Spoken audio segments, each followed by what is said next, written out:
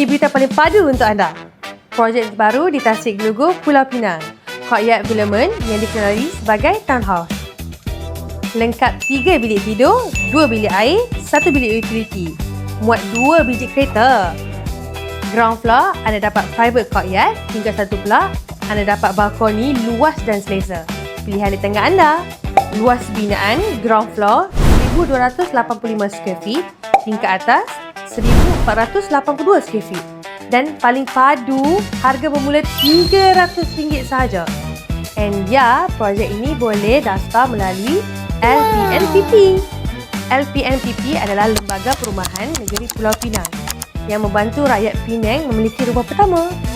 Kalau nak tahu syarat dan cara daftar LPNPP, boleh call dan DM kami sekarang.